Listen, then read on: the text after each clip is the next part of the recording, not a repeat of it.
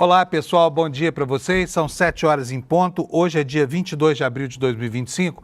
Nós estamos começando aqui mais uma edição do Desperta, né? O mundo ficou triste ontem porque nós fomos acordados com a notícia da morte de um homem que foi excepcional em todos os sentidos. O Papa Francisco, o cardeal Jorge Bergoglio, argentino, que assumiu o papado em 2013, quando o mundo começava a viver a efervescência dos tempos loucos que depois vieram a se consolidar. E foi justamente nesse período difícil da história, de consolidação do novo fascismo, de surgimento de ameaças de todo tipo contra as minorias, que o Papa Francisco foi uma voz firme e forte em nome dos excluídos, dos invisíveis, né? E trouxe para a tona da sociedade a necessidade de refletir sobre o que o mundo está fazendo com as pessoas que habitam nele. O Papa Francisco foi um homem que teve uma sensibilidade em comum, não só para os pobres, porque ele mesmo, né, como se definiu, é produto lá do fim do mundo, então ele estava muito bem identificado com essa camada de invisibilidade, né, de boa parte da população do planeta, mas ele foi também um homem sensível, por exemplo, a apelos ambientais. Ele estava na vanguarda dos movimentos de proteção das últimas reservas intocadas do planeta. Então, ele foi um humanista, ele foi um ambientalista, ele foi um coração enorme, acolhedor, né? E que teve como mote do seu pontificado uma frase muito singela que ele usou lá para trás, quando ele se referia, né, a uma pressão sofrida pelos conservadores da Igreja Católica, que não admitiam, por exemplo, que sequer fosse feita uma bênção, né, para poder colocar no contexto da santidade as relações homoafetivas. Ele falou o seguinte, que a Igreja deve acolher o pecador e não o pecado, quer dizer, deve abrigar o pecador e não expulsá-lo como era feito até então, né? É preciso lembrar aqui que a Igreja é uma entidade extremamente conservadora e tem uma ala da Igreja, ou várias alas da Igreja, que são proeminentes em relação a esse papel de contenção do atraso cultural, né? A Igreja, na Idade Média, ela durante 1000 anos impediu que o mundo avançasse, que as ciências avançassem, que a filosofia avançasse, e tem muita gente que acha que o papel dela é esse mesmo, porque os homens, quando ficam muito sábios, começam a tirar de Deus e colocar no reino humano, né, os desígnios que controlam, que regem a vida do planeta. Então tá aí, o Papa Francisco foi um homem realmente grande, assumiu o papado numa época muito difícil, ele foi uma pessoa muito atenta aos problemas de comunicação, transformou-se, né, num emblema para aquilo que ele queria comunicar e vai fazer muita falta para o mundo. O velório dele vai ser no sábado. Já se especula muito, e a gente pode ver que na imprensa do mundo essas especulações são generalizadas sobre quem será o sucessor de Francisco. Por quê? As expectativas são as mais variadas possíveis. Tem muita gente que acha que Francisco, porque nomeou pelo menos 2/3, né, do colégio que vai eleger o seu sucessor, garantiu assim a continuidade da sua linha apostólica e dos seus desígnios políticos, né? Mas tem muita gente que fala que isso não vai acontecer, que a ala mais conservadora da Igreja agora prepara um contra-ataque que, no contrapé do papado de Francisco, tende a transformar a Igreja numa instituição muito mais conservadora do que ela tem sido. E o noticiário hoje do Planeta gira em torno desses dois assuntos, é sobre eles que nós vamos falar boa parte do nosso programa hoje aqui.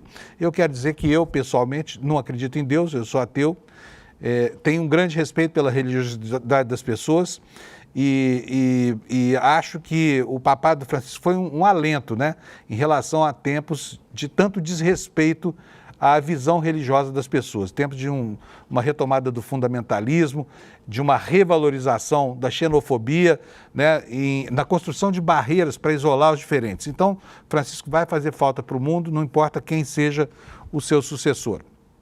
Alex, bom dia.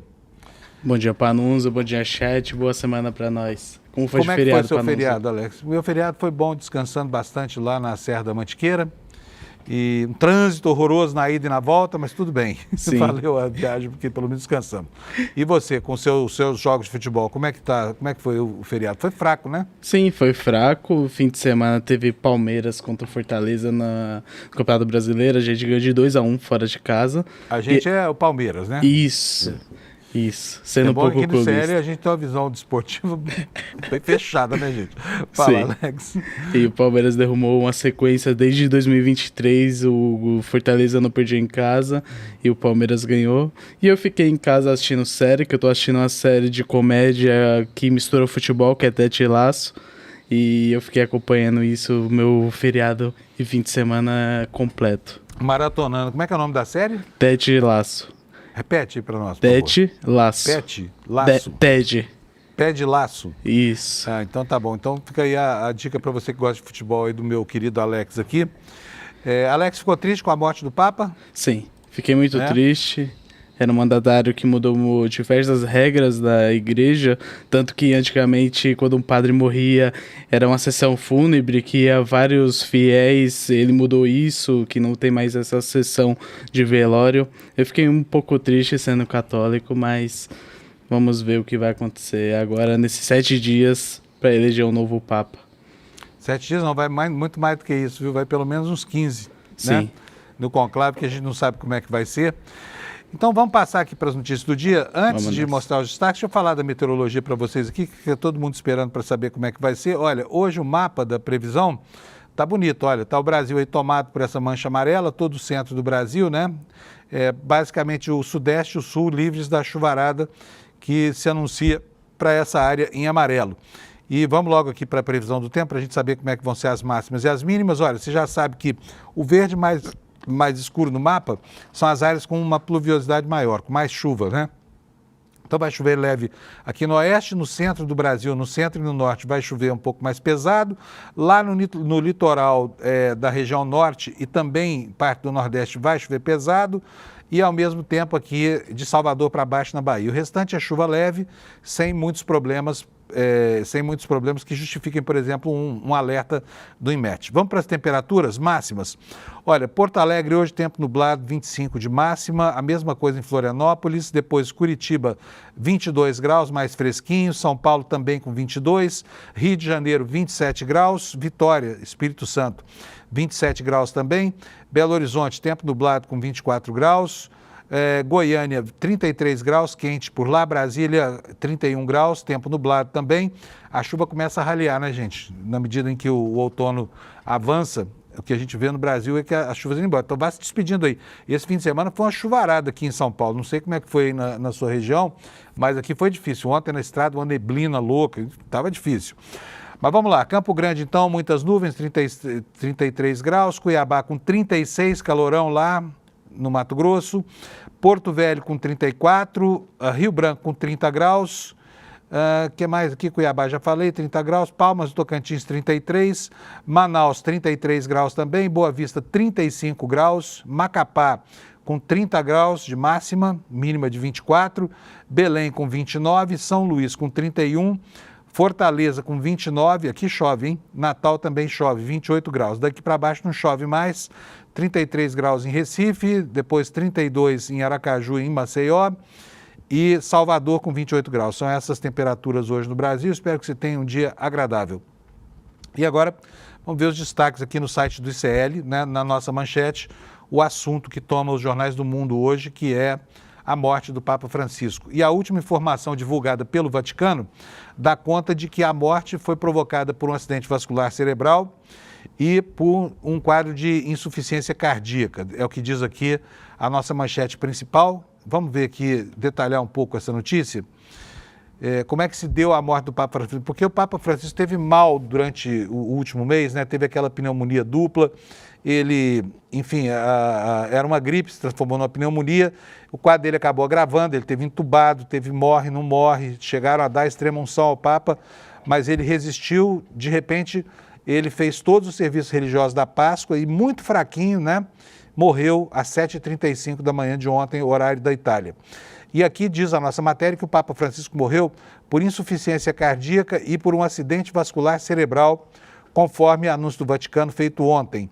De acordo com a certidão de óbito, o pontífice teve um AVC, entrou em coma e sofreu um colapso cardíaco irreversível às 7h35, horário de Roma, 2h35, horário daqui de Brasília.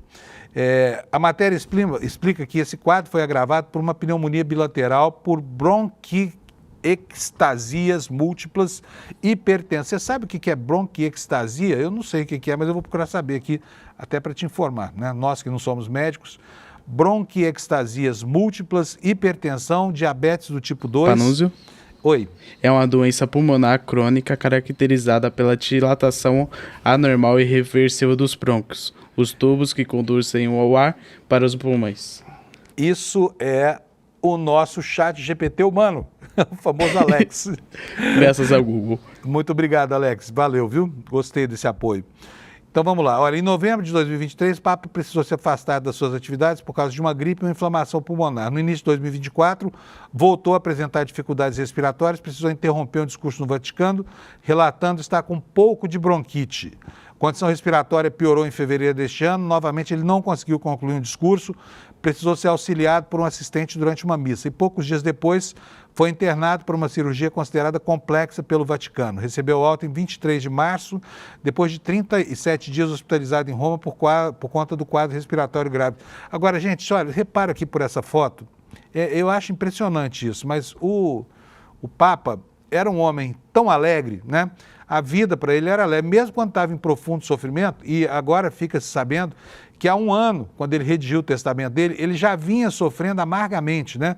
Um final de vida muito complicado, mas sempre com esse sorriso no rosto, sempre com esse sorriso no rosto, né? É um homem de um bom humor que enfrentou as piores horas da vida dele com essa expressão no rosto e sempre muito acolhedor, tá? Então, esse aqui foi o primeiro destaque do nosso site do ICL. Eu vou voltar a ele para dizer o seguinte: o mundo não parou, né, com a morte do Papa, e hoje nós temos no Supremo Tribunal Federal a segunda leva de julgamentos da admissibilidade da denúncia apresentada contra o núcleo da trama golpista, né? Hoje serão três coordenadores da chamada trama golpista, entre eles o general que estava fazendo planos de matar o Lula, o Xandão e o Alckmin, né? Também o Felipe Martins, que foi assessor da presidência do Bolsonaro, e não se sabe de onde apareceu, mas é uma das piores almas penadas desse novo fascismo brasileiro, inclusive com dotes neonazistas. Você se lembra daquele white power que ele fez, aquele símbolo durante uma audiência no Senado, que é uma saudação neonazista. Então, portanto, não há dúvida com relação ao comportamento desse sujeito. E hoje eles entram, a denúncia contra eles entra em julgamento na primeira turma. O ICL vai acompanhar toda a sessão de julgamento. Você pode ficar aqui conosco, porque nós vamos estar seguindo a decisão do Supremo até o fim. Então, você que tem interesse pelo Papa, mas tem interesse mais ainda por política, você precisa hoje acompanhar a programação do ICL ao longo do dia, tá? Todo mundo mobilizado. Eu, inclusive, volto aqui durante a tarde para acompanhar o desdobramento disso que vai acontecer lá em Brasília. Mas todas as fontes dizem que aí não há erro, que todas as pessoas apresentadas pela PGR como articuladores desse segundo grupo, né, que é o grupo da execução, todos eles terão a denúncia aceita e se transformarão em réus. Olha, em meio a essas notícias todas, eu quero dar uma boa notícia para vocês aqui. De vez em quando a gente consegue fazer isso também, né? E às vezes, para dar uma boa notícia, a gente tem que produzir a notícia boa. Foi o caso disso aqui que eu vou mostrar para vocês agora. Na semana passada, o Eduardo Moreira foi ao Paraisópolis, que é a segunda maior favela de São Paulo, uma das maiores do mundo, e lá viu uma situação horrível acontecendo em Paraisópolis. Por quê? Alguém anda despejando os viciados em crack das cracolândias do centro de São Paulo nas periferias. E muitos deles foram despejados lá em Paraisópolis, é a denúncia que os moradores fazem. Quando essa denúncia foi ao ar na quarta-feira da semana passada, começaram a pipocar vários problemas e nós ficamos sabendo que parece que essa prática de retirar essas populações que se concentram nas cracolândias para espalhá-las pelas periferias, isso não é privilégio só de São Paulo. Isso está acontecendo no Brasil inteiro, tá? Em São Paulo também, porque surgiram cracolândias periféricas, por exemplo, em Eldorado, em Diadema, né? Além dessa do Paraisópolis. E o Eduardo, que é um sujeito muito sensível, resolveu ajudar aquela comunidade lá que precisava construir uma escola, mas não tinha acesso ao dinheiro. E aí nós fizemos aqui uma vaquinha, né? O Eduardo improvisou isso e o Eduardo Moreira é uma espécie de rei Midas das boas causas, né? Ele pega, ele encampa essas causas, leva adiante, organizou uma vaquinha e olha que beleza de notícia, olha. A vaquinha do ICL para ajudar o projeto social de Paraisópolis já conseguiu chegar a 93% da meta. Eu queria que você, meu caro Alex, colocasse para a gente o link dessa vaquinha, que é o iclnoticia.com.br/ajuda. Então, se você quiser ajudar a completar esses R$200 mil que a comunidade do ICL vai entregar para o pessoal de Paraisópolis, é só você prestar atenção a esse endereço que o Alex está pegando aí e fazer a sua ajuda nessa vaquinha eletrônica capitaneada pelo Eduardo Moreira. O que diz a nossa matéria aqui? O fundador do Instituto Conhecimento Liberta, Eduardo Moreira, lançou nesta quarta-feira uma vaquinha para ajudar o projeto social Legado de Paraisópolis, em São Paulo, a construir a primeira escola de desenvolvimento de negócio, tecnologia e comunicação da comunidade. A meta da campanha é arrecadar R$200 mil até às 6h23 desta terça, ou seja, mais ou menos meia hora atrás, já haviam sido arrecadados R$186 mil. Sabe quantas pessoas contribuíram até agora para isso? 1.903 pessoas muito solidárias, 93%, pouco mais de 93% da meta estabelecida. Então, se você está esperando a chance de se tornar um bom samaritano, de fazer uma boa ação, começa logo a sua semana hoje, nessa terça-feira, fazendo uma doação para essa vaquinha. Cadê o endereço, Alex? Tá aí, ó, icl.com.br/ajuda.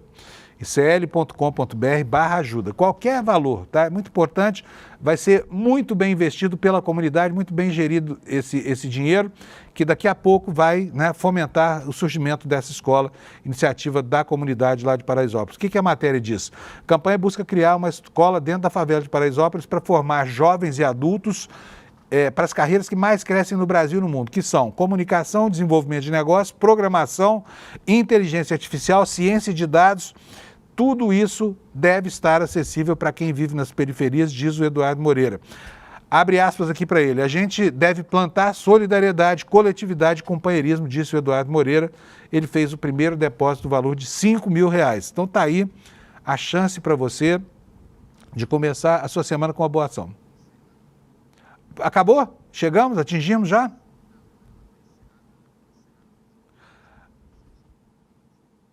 Acabou? Então não adianta mais. Então vou divulgar aqui para você que está aí. Não esquece que eu falei, tá? É o seguinte, você, se quiser contribuir com isso, daqui a pouco, durante o jornal, eu vou dar aqui outros caminhos. A causa continua sendo boa e o dinheiro ainda não se completou. Falta um pouquinho, assim como você viu. Faltam R$14 mil, né? Faltavam. Depois eu vou pedir, Alex, para você checar para a gente a quantas foi isso, porque talvez tenha sido encerrado, porque completamos também, né? O Alex vai fazer esse favor para a gente aqui. Gente, olha, estamos falando aqui sobre as expectativas do novo papado. Quem será o novo papa?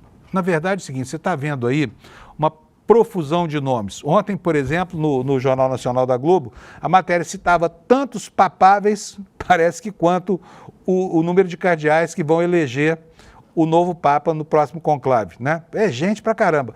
Então, o que está acontecendo agora é a mesma coisa que acontece quando troca o ministro, tem, né, uma crise de governo, essa coisa toda. Por quê? É a substituição de um chefe de Estado e a substituição de um chefe de Estado com alto poder simbólico. Então, começam as especulações mesmo. Então, você vai ver aí uma sopa de letrinhas, de nomes, né, confusos, essa coisa toda. Mas é muito importante perceber isso aqui que eu vou mostrar para vocês. Olha só. O Vatican News, que é o órgão oficial de informações do Vaticano, traz na capa dele hoje, isso aqui é sinal de um prestígio grande. Olha, essa aqui é a capa do site lá do Vatican News, né? E o que ele traz aqui na capa? Uma informação sobre as exéquias do Papa, né? Foi marcado para sábado, o velório, você já sabe. Uma matéria sobre o testamento do Papa Francisco, aliás, a gente vai ler isso aqui também, porque é de uma humildade cortante, sabe? E aqui embaixo, olha só o que nós temos aqui. Vou mostrar para vocês, olha só. Símbolo de máximo prestígio do cardinalato brasileiro aqui, olha. O cardeal Dom Orani Tempesta, é o cardeal da cidade do Rio de Janeiro, arcebispo do Rio de Janeiro, né? Ele está na capa da imprensa do Vaticano, com essa matéria aqui, Cardeal Tempesta, o mundo se despede do Papa Francisco. E nesse artigo, ele enumera uma série de mudanças promovidas pelo Papa Francisco desde que ele foi eleito em 2013, né, enfim, para conduzir o Vaticano e a Igreja Católica. E a matéria com o artigo do Dom Orani diz o seguinte, uma das primeiras grandes paradas de seu pontificado no Brasil durante a Jornada Mundial da Juventude de 2013 no Rio, quando tivemos a graça de recebê-lo por uma semana, com um sorriso acolhedor e palavras cheias de esperança, Francisco conquistou os corações dos jovens, incentivando-os a serem protagonistas da mudança e a levarem o evangelho a todos os cantos do mundo. A sua simplicidade e carisma marcaram essa visita histórica, deixando um legado inesquecível. E aqui começa a falar do legado, né, do Papa Francisco. A Luz da Fé, a encíclica Lumen Fidei, foi uma encíclica iniciada por Bento XVI, finalizada por Francisco, ressaltando a importância da fé como guia para a fé cristã. E o Francisco sublinha que a fé não é apenas um sentimento, mas um compromisso concreto que transforma a vida do crente. Laudato Si, louvado seja, traz uma visão inovadora sobre a ecologia integral, destacando a responsabilidade dos seres humanos na preservação do meio ambiente. Fratelli Tutti, todos irmãos, enfatiza a fraternidade e a amizade social, promovendo o diálogo e a paz entre os povos. Inspirado no espírito de São Francisco de Assis, o Papa propõe um mundo onde as barreiras de indiferença sejam derrubadas, a solidariedade prevaleça e a política seja guiada pelo bem comum e não por interesses pessoais. Ou seja, é um mundo ao contrário daquilo que se viu construir nas últimas décadas, né, ou nas primeiras décadas desse século. E continua aqui o Dom Orani, relembrando aqui a doutrina desse pontificado, com a encíclica Dilexit Nos, Ele nos amou. Essa encíclica destaca a centralidade do coração de Jesus como fonte de amor, missão para a igreja e o mundo. E, além disso, houve outras reformas, principalmente no campo do direito canônico, né? Das relações jurídicas entre a igreja e os fiéis. E aqui muita coisa mudou. Por exemplo, não vou entrar em detalhes, você tem visto isso desde ontem, você deve já estar cansado de tanto ouvir falar disso, mas o Papa Francisco acabou com a sucessão de escândalos de corrupção no Vaticano, deu transparência e implantou mecanismos de compliance na gestão das finanças do Vaticano. Ele não conseguiu, embora os mais íntimos digam que ele era absolutamente favorável a isso, mas ele não conseguiu permitir que as mulheres conduzissem serviços religiosos, né? Mas ele começou a incluir as mulheres em cargos de liderança na igreja.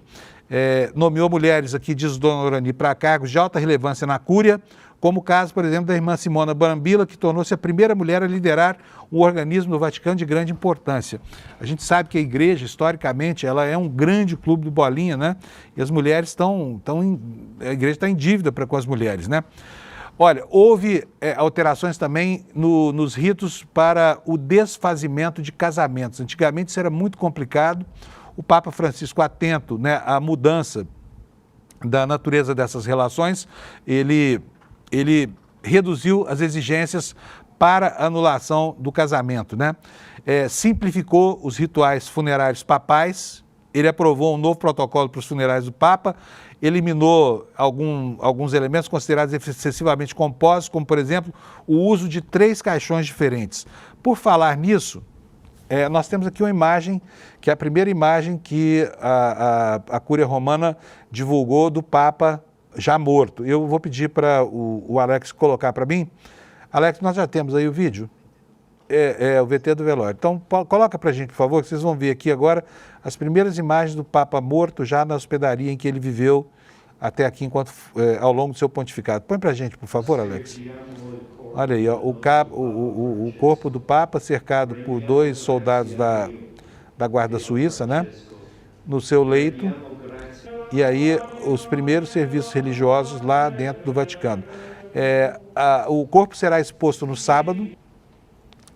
No sábado, então, as pessoas terão a oportunidade de se despedir, quem estiver em Roma, de se despedir do Papa Francisco. Vocês podem observar aí, é um caixão simples, seguindo o testamento do Papa, né? Bom, vamos seguir com o noticiário? Já vimos aí essa tristeza dessa despedida do Papa. Quero mostrar para vocês o noticiário internacional agora. A notícia da morte do Papa, é claro, pela importância simbólica dele, é hoje o tema de todas as manchetes do mundo, né? Vou começar pelo Washington Post. Por favor, Alex, põe na tela para a gente. Está aqui a capa do Washington Post. A manchete principal: o legado de Francisco pode ser moldado por seu sucessor. O jornal da capital estadunidense diz que um novo Papa não se precipita e abertamente tenta desfazer o legado. Não é como na política, em que um chega detonando o outro, né? Mas o jornal ressalta aqui, muita coisa pode mudar em termos de estilo, de ênfase, de orientação e de lei. Vamos ver do que trata aqui essa antevisão aqui do Washington Post. A pergunta que o jornal faz na sua manchete é essa que você está vendo aí na sua tela. Qual será o legado do Papa Francisco? E aí esse legado, segundo o jornal americano, tende a depender do que virá por aí. Um novo Papa não se precipita, como eu disse, e não tenta detonar o legado do anterior, mas muita coisa costuma mudar, né? O que diz a matéria? O Papa Bento XVI foi apelidado de Rottweiler de Deus pela sua feroz defesa da doutrina da Igreja Católica. E o Papa Francisco foi o Papa do povo, por seu carisma, humildade e abertura aos marginalizados. O jornal diz que sucessões papais não são como transições presidenciais. O novo Papa não se precipita para desfazer o legado do outro. Mas muita coisa vai mudando de um Papa para outro em termos de estilo, de ênfase, de orientação e de lei. E agora o futuro da Igreja e a perenidade do legado de Francisco passam a depender fortemente do resultado do conclave que alguns consideram o menos previsível em décadas. E eu quero lembrar aqui, eu cobri essa mudança lá no Vaticano, né, que transformou o Francisco em Papa, só para lembrar para vocês que o Papa não estava entre os favoritos da última eleição do conclave, né? Todo mundo errou, não se esperava que fosse um argentino, muito menos que fosse Francisco e muito menos que fosse ser escolhida lá pelo Colégio de Cardeais, né, essa doutrina representada pelo Papa Francisco. E aqui a matéria do Washington Post pergunta o seguinte, será que ela ecoará a filosofia de que as portas da igreja devem estar abertas a todos, como dizia o Papa, ou poderão se reformular as diretrizes sobre a permissibilidade, por exemplo, de bênçãos sacerdotais para casais do mesmo sexo? Será que ele dará continuidade às iniciativas de Francisco para descentralizar o poder da igreja ou preferirá uma instituição mais hierárquica? Está tudo isso, gente, tudo isso em aberto nesse momento. Ninguém sabe, na verdade, quem é que vai ser o Papa. Tem muita especulação sobre isso. E aí nós vamos tratar dessa especulação também, porque você precisa estar bem informado sobre o que está rolando lá, né? Primeiro, a condição em que acontecerá esse conclave. Saúde. O Papa Francisco nomeou uma boa parte dos cardeais que irão eleger o seu sucessor. Está aqui na capa do jornal O Globo. Papa Francisco nomeou 80% dos 135 cardeais eleitores, consolidando uma influência sobre o conclave que irá escolher o sucessor. Você vai ouvir dois números aí. O primeiro deles é que o conclave é composto por 252 cardeais, mas os que têm mais de 80 anos são impedidos de votar, então só votam os mais jovens, né, os que têm menos de 80 anos de idade, que são esses 135 aos quais o jornal o Globo se refere. A matéria fala o seguinte, olha, em Roma, faça como os romanos, diz o provérbio, mas Papa Francisco tinha outros planos para o Vaticano. Nos últimos 12 anos, o Papa argentino nomeou 80% dos 135 cardeais aptos a votarem no conclave, que agora elegerá o novo chefe da Igreja Católica. Esse movimento, embora não garanta, aumenta a possibilidade de que a próxima liderança papal irá compartilhar da visão de uma igreja mais progressista e inclusiva. E eu preciso dizer aqui que, apesar dessa visão em perspectiva aqui do Globo, há outras previsões completamente diferentes, né? Mas prossegue aqui a reportagem. Comprometido com uma igreja descentralizada e de base, Jorge Bergoglio procurou promover o clero dos países em desenvolvimento para os postos mais altos da instituição.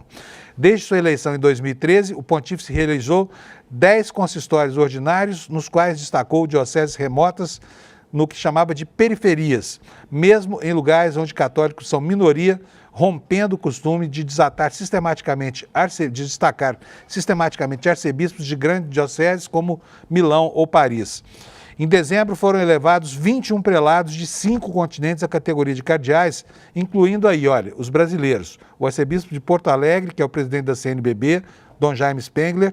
Também da América Latina foram nomeados o peruano Carlos Gustavo Castilho Matasolio, arcebispo de Lima desde 2019, o franciscano Luiz Gerardo Cabreira Herrera, arcebispo de Guayaquil, o chileno Fernando Natálio Chomali Garibe, arcebispo de Santiago, e o argentino Vicente Bocalic Iglic, que é arcebispo de Santiago del Estero, cidade do interior do país, que fica a mais de 1.000 quilômetros da capital Buenos Aires. O Francisco, que era portenho, né, se definia como um homem que veio lá do fim do mundo. E aí o jornal explica, olha, foi a última cartada dele para consolidar seu legado reformista, moldando à sua imagem o colégio de cardeais que vai nomear o seu sucessor. Ao fixar seu olhar em vocês, que vêm de diferentes origens e culturas e representam a catolicidade da igreja, o Senhor os chama para serem testemunhas da fraternidade, artesãos da comunhão e construtores da unidade, pregou o Papa em sua homilia no consistório de dezembro. Portanto, o Globo espera um Papa progressista, seguindo a mesma linha de Francisco, mas não é o que todo mundo espera, tá? Vamos dar uma olhadinha aqui na capa do New York Times, também dos Estados Unidos. A gente já viu o The Washington Post, agora estamos no New York Times. E a manchete está aqui. Nos últimos dias, o Papa Francisco falou em favor dos pobres e dos desfavorecidos, o que não causa surpresa a ninguém. A chamada da matéria diz que os fiéis católicos se animaram quando o pontífice, após 2 momentos de perigo iminente, saiu do hospital e retomou as atividades. Mas a saúde dele já estava muito, muito comprometida e ele não resistiu. Mas ele deu ao mundo um alento, né, gente? Vamos passar agora para o jornal da Inglaterra, para o Guardian, né? O Guardian também está aqui, olha, manchete. Sai daqui, propaganda, deixa eu colocar aqui para vocês verem melhor. Funeral do Papa Francisco acontecerá no sábado, enquanto o Vaticano divulga imagens de caixão aberto, foi o que a gente viu agora há pouco aqui. Se você quiser colocar as imagens aqui do lado, Alex, para que as pessoas vejam. Tá, beleza. Olha, então tá aí a matéria do Guardian, dizendo que o Papa Francisco, né, atualizando as informações, são informações factuais, e aí o jornal faz um apanhado da situação mundial. Mas não se esqueçam que há uma crise por aí, e que a morte do Papa até pode distrair a atenção das pessoas, mas a crise permanece. E aqui na manchete secundária do Guardian está aqui a informação de que o dólar americano continua se desvalorizando na Europa, né?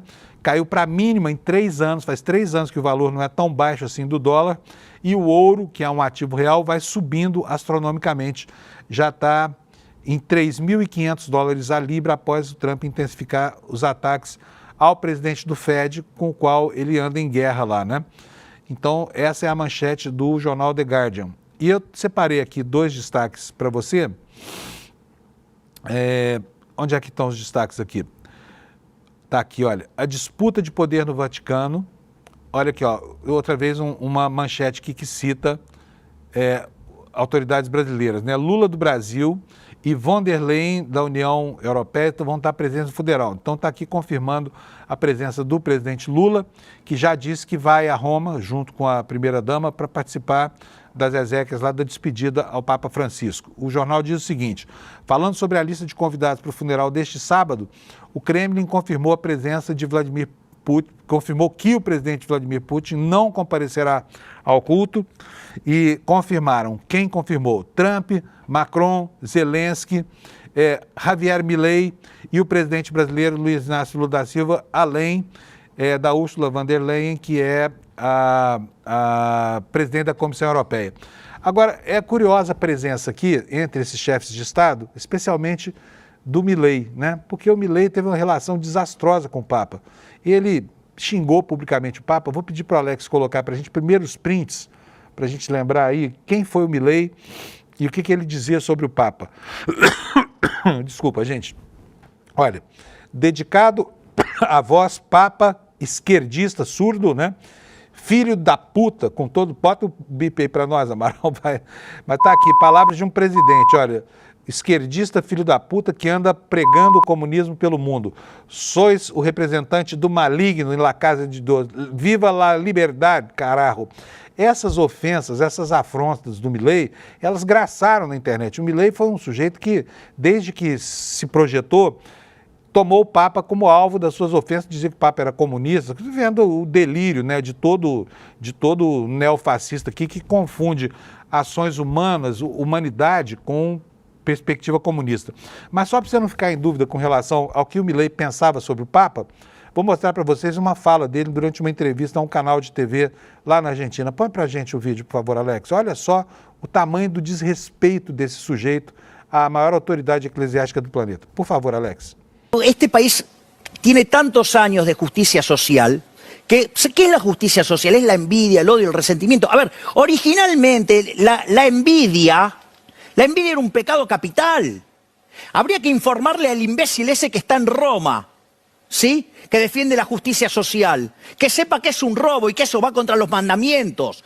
A ver, no puedo dejar de preguntarte si no es mucho lo del Papa. No. El Papa, sí, lo voy a decir de frente, es el representante del maligno en la tierra.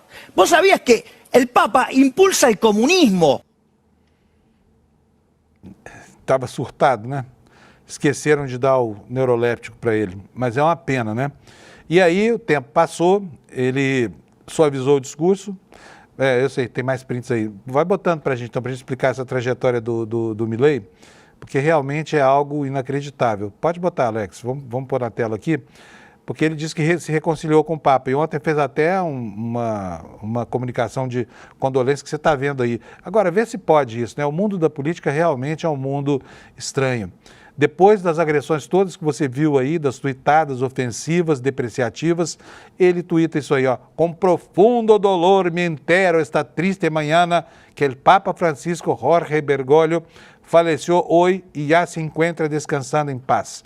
Apesar das diferenças que hoje resultam menores, haver podido conhecê-lo na sua bondade e na sua sabedoria foi uma verdadeira honra para mim. Pode isso? A mesma pessoa que falou aquela bobagem. Põe de novo o vídeo aí, por favor, Alex, para as pessoas verem como é que os políticos são cínicos, né? E como é que eles são hipócritas quando veem que algo que é comovente para boa parte da humanidade os coloca numa situação ruim, né? Porque são do outro lado. Põe aí para a gente, depois a gente vai ver o print novo.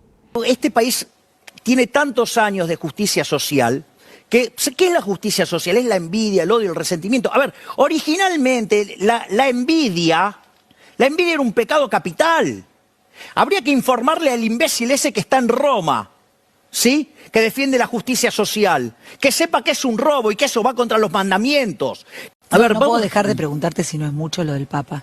No. El Papa, sí, lo voy a decir de frente, es el representante del maligno en la tierra. ¿Vos sabías que el Papa impulsa el comunismo? É um doente mental mesmo, né? Fala sério.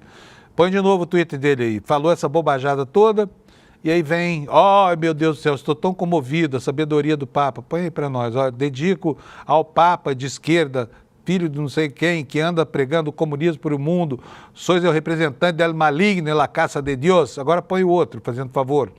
Agora, não, próximo, aquele em que ele se retrata, que fala, tive muita honra, aí com profunda dor, fico sabendo dessa triste manhã que o Papa Francisco Jorge Bergoglio faleceu hoje e se encontra descansando em paz, apesar de diferenças que resultam menores. Chamar o cara de idiota, né? Chamar de representante do maligno na terra, aí diz o seguinte, apesar das diferenças que são menores hoje, haver podido conhecê-lo na sua bondade e sabedoria foi uma verdadeira honra para mim. Quem é Javier Milei? Esse homem de opiniões tão flexíveis, né? Capaz de palavras tão duras num determinado momento e depois de uma piedade de ocasião como essa que a gente viu aí. Vamos voltar aqui para as especulações em torno da corrida papal, se é que a gente pode falar desse jeito, né?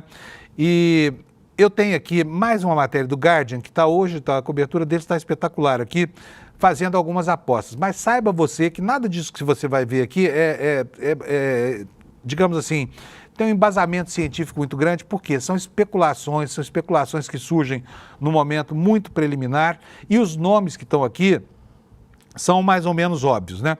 Então aqui, acostume-se aqui a ver esses rostos, provavelmente um deles será o próximo Papa. A gente sabe que o Bergoglio foi o primeiro Papa latino em toda a história da Igreja, né? Desde a sua criação lá no ano de 345 depois de Cristo. Então, esses rostos aqui, um deles pode ser o próximo Papa. Quem são? Vamos lá, vou falar. Pietro Parolin, esse primeiro aqui, Luiz Antônio Tali, Peter Turkson, depois aqui no meio, no meio da foto aqui. Peter Erdó, Matheus Zuppi e José Tolentino Calaca de Mendonça. Embaixo, Mário Gresch, Pier Battista Pizzaballa, Robert Sarla. Esses são os nomes mais cotados segundo o The Guardian, né? E o jornal assegura o seguinte, olha, prever o resultado do conclave papal altamente secreto é quase impossível, portanto a previsão que está fazendo aqui vale pouco, porque a surpresa manda, né, nessas reuniões para escolher o sucessor dos papas lá em Roma. É quase impossível saber, já que as posições dos cardeais mudam ao longo das votações e alguns tentam manipular o sistema para influenciar as chances dos candidatos favoritos ou dos menos favoritos. No último conclave, em 2013, poucos previam que o Jorge Mário Bergoglio seria eleito o Papa Francisco e no momento as especulações são sobre esses nomes aqui, que eu apresentei já. O Pietro Parolin, é italiano, esse aqui está bem cotado, candidato continuista moderado. Parolin era próximo de Francisco, é secretário de Estado do Vaticano desde 2023, desempenha um papel muito importante na orientação diplomática e nas negociações, por exemplo, com China e Companhia Limitada. Deixa eu tirar esse anúncio daqui, toda hora aparece. Vamos prosseguir aqui. Luiz Antônio Tali é o filipino, esse aqui aparece em todas as especulações. Ex-arcebispo de Manila, seria o primeiro papa asiático, a região com a população católica que mais cresce no mundo. Em certa época, ele foi considerado o sucessor preferido de Francisco e forte candidato à continuidade da agenda progressista. Só que, recentemente, ele parece ter caído em desuso. Sugeriu que a posição da Igreja Católica em relação a casais gays e divorciados é muito dura, mas se opôs ao direito ao aborto nas Filipinas. Esse é um candidato africano, Peter Turkson, de Gana. Turkson, segundo o jornal, seria o primeiro papa negro em séculos. Tem se manifestado abertamente sobre questões como a crise climática, pobreza e injustiça econômica, ao mesmo tempo em que afirma posições tradicionais da igreja sobre o sacerdócio, o casamento entre homem e mulher e a homossexualidade. No entanto, as opiniões dele sobre essa última, sobre a homossexualidade, se flexibilizaram e ele argumentou que as leis em muitos países africanos são muito severas. Ele se manifestou sobre corrupção e direitos humanos. Peter Erdó, húngaro, 72 anos de idade. Quem é? Candidato conservador de destaque, tem sido forte defensor dos ensinamentos da doutrina católica tradicional. Representaria um grande distanciamento da abordagem de Francisco. É amplamente considerado um grande intelecto e um homem culto. Então é um homem com o perfil do Papa anterior ao Papa Francisco, né? Matheus Zuppi, 69, italiano, também cotado em todas as bolsas de apostas. Nomeado cardeal por Francisco em 2019, considerado membro da ala progressista da igreja, espera-se que continue o legado de Francisco. José Tolentino Calaça de Mendonça, o português, 59 anos, outra aposta aqui que tem sido considerada pule de 10 aí no noticiário internacional. Tolentino é um dos mais jovens potenciais sucessores de Francisco, o que pode ser um ponto negativo para ele. Cardeais ambiciosos talvez não queiram esperar mais 20 ou 30 anos para ter uma chance a mais no cargo. Portanto, a juventude, nesse caso, pesa contra o candidato, né? Mário Gresch, 68 anos de idade, de Malta, era visto como tradicionalista, mas começou a adotar visões mais progressistas até a eleição de Francisco em 2013. Seus apoiadores argumentam que as mudanças de opinião demonstram capacidade de crescimento e transformação. Pier Battista Pizzaballa, que tem 60 anos, portanto é um garoto, né, lá na Itália. Desde 2020 ele é o patriarca latino de Jerusalém, desempenha um papel crucial em defesa da minoria cristã na Terra Santa. Após o ataque do Hamas a Israel em outubro de 23, ele se ofereceu como refém em troca de crianças que estavam detidas pelo Hamas em Gaza. Visitou Gaza em maio de 2024, após meses de negociações. Espera-se que ele continue alguns dos aspectos da liderança de Francisco, mas ele fez poucas declarações públicas de questões controversas. E Robert Sarla, 79 anos, da Guiné, cardeal ortodoxo tradicional, que, segundo o observador do Vaticano, tentou se apresentar como uma autoridade paralela a Francisco. Em 2020, ele foi coautor de um livro com o então Papa Bento XVI em defesa do celibato clerical, visto como um desafio à autoridade de Francisco. Denunciou a ideologia de gênero como uma ameaça à sociedade e se manifestou contra o fundamentalismo islâmico. Assim como Turkson, ele pode fazer história como o primeiro Papa negro em século.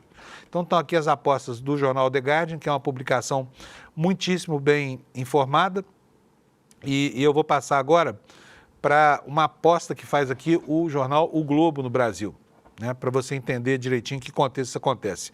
O jornal pergunta aqui, olha, quem será o próximo Papa? E cita nas casas de apostas, né, os favoritos para essa disputa da sucessão do Papa Francisco.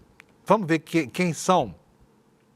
Tem dois papáveis aqui muito bem cotados. A matéria diz o seguinte: com a morte de Francisco, o Vaticano terá agora de escolher o sucessor do padre por meio de um conclave, que deve ocorrer dentro de 2 semanas. O rito ainda não começou, mas já há muitas especulações. E segundo o agregador Odds Checker, que é o agregador das casas de apostas, né, quem compara apostas de diferentes sites, o cardeal italiano Pietro Parolin, de 70 anos, é o favorito para assumir o posto de líder da Igreja Católica. Parolin é o atual secretário de Estado do Vaticano, que ocupa o segundo posto mais importante na hierarquia da Santa Sé. Desde 2013, a gente já falou sobre ele aqui. Portanto, ele é o grande cotado pelos especuladores, pelos apostadores, né? E o segundo, quem seria? Seria Luiz Antônio Tagle, de 67 anos, nascido em Manila, nas Filipinas, é o atual cardeal arcebispo de Manila, como a gente já viu. Então, esses são os 2 nomes mais fortes hoje, mas essas cogitações são puramente especulativas, como eu falei, porque elas não significam absolutamente nada e, a julgar pela eleição do próprio Papa Francisco, tudo pode acontecer no ambiente do conclave, até que a fumaça branca, né, saia pela chaminé lá anunciando o novo Papa. E quem conhece de fato o Vaticano no Brasil está pensando o que nesse momento, né? O Brasil, de fato, foi ouvir o Frei Beto. E o Frei Beto é uma ótima fonte, porque ele conhece intestinamente o funcionamento, né, do colégio cardinalístico e o comportamento esperado dos cardeais durante esse conclave. Aqui no Brasil, de fato, a manchete é: Frei Beto aposta em um sucessor italiano que dê continuidade à linha progressista de Francisco. Para o frade, a gestão do pontífice marca a história da humanidade com críticas ao capital. Hoje está difícil aqui, hein, gente, o computador ficar quietinho aqui. Agora foi porque eu molhei aqui o teclado dele, vou secar aqui, senão não consigo terminar o programa. Mas vamos lá. Conservadores e progressistas cardeais brasileiros se manifestam sobre... Não é isso aqui não que eu estava lendo. Deixa eu voltar aqui para a matéria do Frei Beto. Está aqui uma foto do Frei Beto com o Papa, né? E a matéria do Brasil, de fato, diz o seguinte, que o Frei Beto espera que o próximo Papa seja um cardeal italiano. Aliás, faz mais de meio século que a Igreja não tem um Papa italiano, alinhado à linha progressista do Papa Francisco. Diz aqui o Frei Beto: na Itália, há pelo menos 5 cardeais nomeados por ele que estão em conformidade com o que iniciou tanto na reforma da Igreja quanto na atuação como chefe de Estado na política internacional, disse em entrevista ao Conexão do Brasil de Fato. Segundo Frei Beto, a sucessão de Francisco será marcada por tensões internas. Certamente será um conclave atribulado, porque há muita disputa dentro da Igreja. Francisco incomodou muitos setores. É bom lembrar que a maioria dos bispos e padres é da safra dos pontificados conservadores de João Paulo II e de Bento XVI, que duraram 34 anos. A Igreja hoje é um corpo conservador com uma cabeça progressista que faleceu, observa. Apesar da grande expectativa global recair sobre cardeais africanos, já que é nesse continente onde o catolicismo mais cresce, o Frei Beto vê pouca chance de um nome da África ou da América Latina. Abre aspas aqui para o Frei Beto. Os cardeais africanos tendem a ser conservadores e não darão continuidade à linha de Francisco. O último Papa já veio do sul do mundo e dificilmente isso se repetirá. Poderá ser asiático, inclusive das Filipinas, mas eu apostaria em um cardeal italiano, é o que disse o Frei Beto ao Brasil de Fato, né?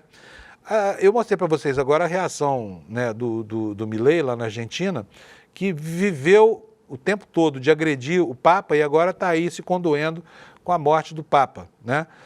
Mas teve outras manifestações ontem que foram de lascar, hein, gente? Pelo amor de Deus. Vou mostrar aqui para vocês agora. Alex, mostra o Geyer aqui, por favor. Gente, olha, de onde nada se espera, daí é que não sai nada. Olha o que esse Gustavo Geyer, para economizar aqui um adjetivo, escreveu no Twitter dele. Olha que coisa de mau gosto. Olha, tá aí a tuitada dele, do Gustavo Gayer, deputado federal, lá de Goiás, hein? Moraes deu 24 horas para ser nomeado o próximo Papa. E aí bota uma foto aí feita com inteligência artificial do ministro Alexandre de Moraes, que ele, Gustavo Gayer, deplora, né? Vestido com as vestes do Papa.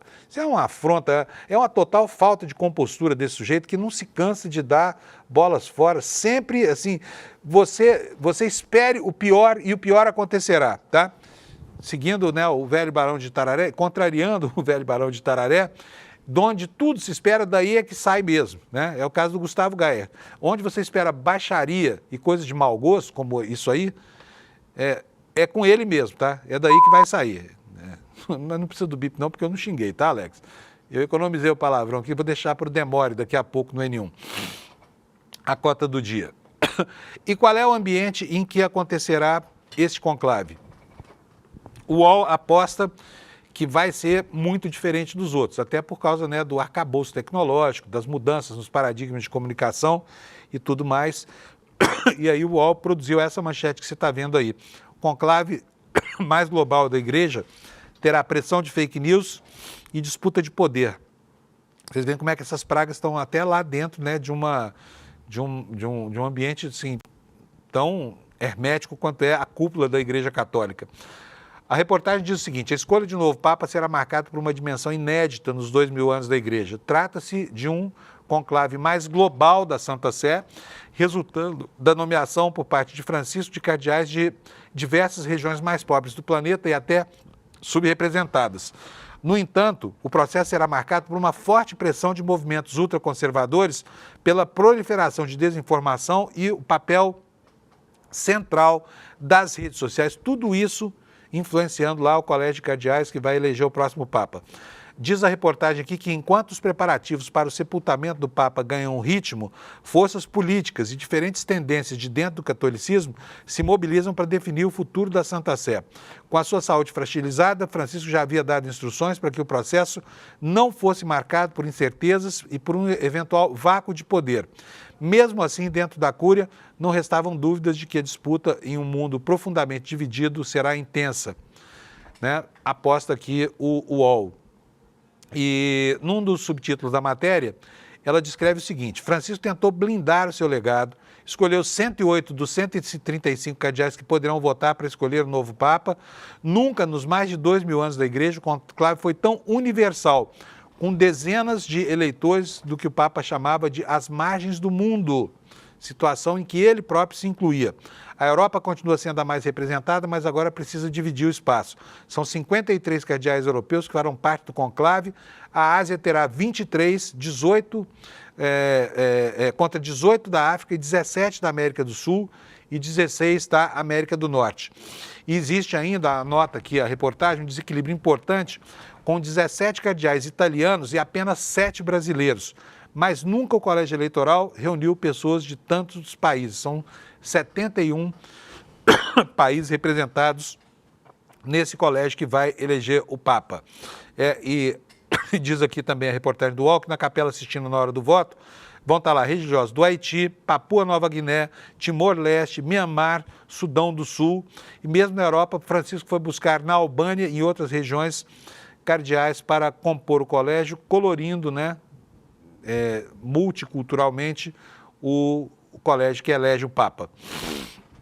O presidente Lula vai ao Vaticano, vai levar a primeira-dama com ele, e ele vai ver aqui, assinala a reportagem, o 4º Papa desde que Lula assumiu pela primeira vez a presidência da República no Brasil, né? Com a morte do Papa Francisco, o presidente Lula verá o 4º pontífice enquanto ocupa o cargo de presidente da República. O petista declarou luto de 7 dias em razão do falecimento do pontífice, que sofreu um AVC e insuficiência cardíaca. E o presidente também gravou um vídeo, que nós vamos mostrar agora um trecho para vocês agora, lamentando a morte do Papa Francisco. Francisco foi o Papa do acolhimento, e por isso acordamos hoje um pouco órfãos do seu afeto. Um afeto que era livre de preconceitos e julgamentos, no mundo que sofre com a discriminação e a intolerância. Para Francisco, somos todos irmãos, criados para amarmos uns aos outros.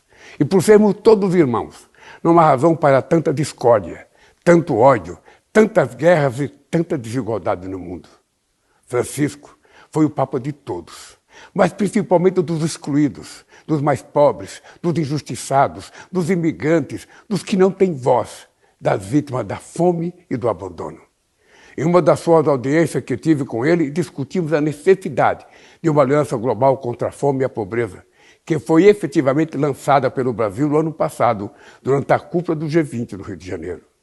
Francisco foi o Papa da paz, do diálogo, da união e do amor a todas as formas de vida.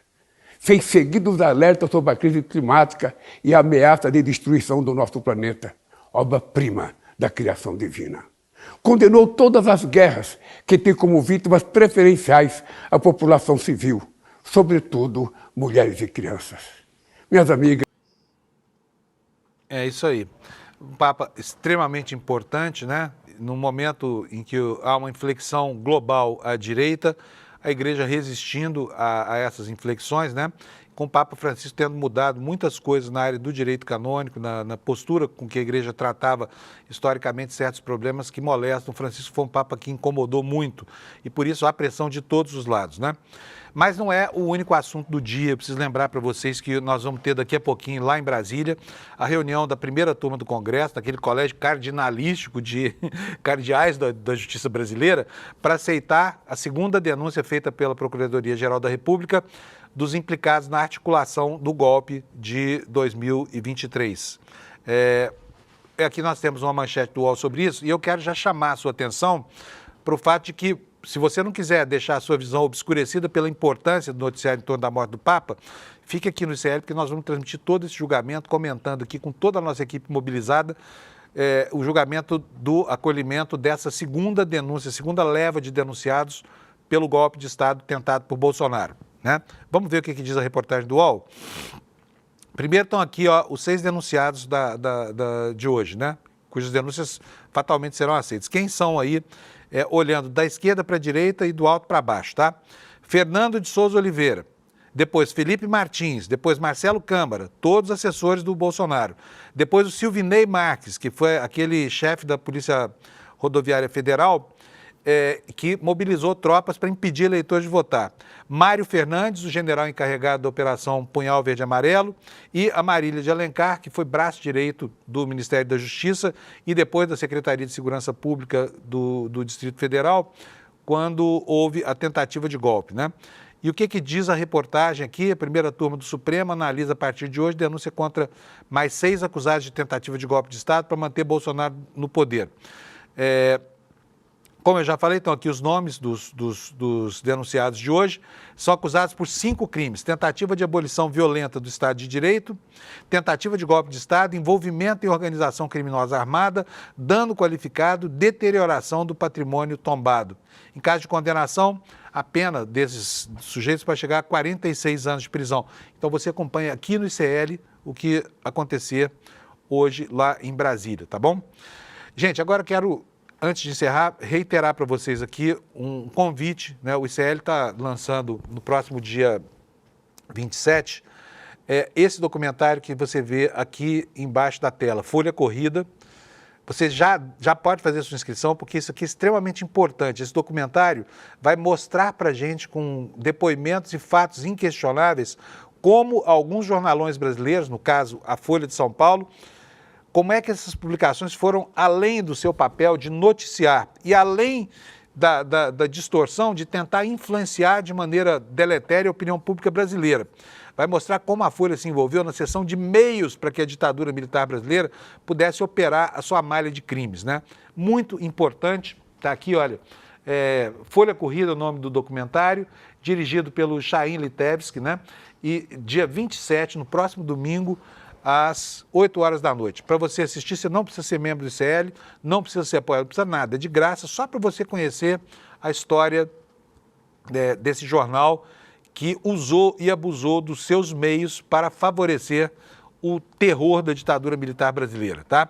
Dia 27 de abril, domingo às 8 horas. Não se esqueça, está aqui, olha, despertaicl.com.br. Vou pedir para o Alex deixar na tela o QR Code. Se você quiser, você pode pegar o seu celular e apontar para o QR Code. Você vai sair nesse link, mas se não quiser, despertaicl.com.br, tá bom? Olha, quero desejar para vocês uma ótima semana.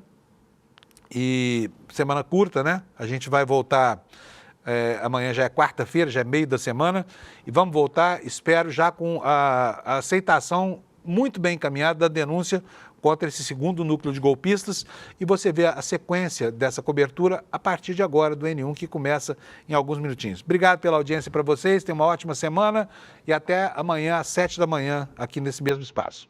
Se abriu o caminhão da Folha tipo baú e de lá saíram numerosos agentes. Toda ditadura militar sempre tem suporte empresarial. Porque esses interesses estão sempre em comunhão. Se sabia que a Folha de São Paulo apoiava o governo ditatorial.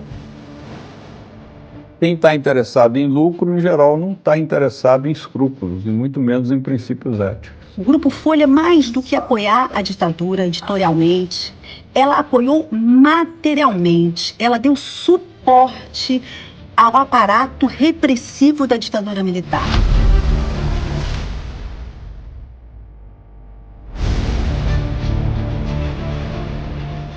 Era um jornal do boicote. Ninguém pontou eles, falavam ali pela linha editorial, pelo jeito como eles tratavam as notícias referentes à repressão política. O pessoal da polícia chegava e punha o revólver em cima da mesa. Trabalhava com o revólver em cima da mesa.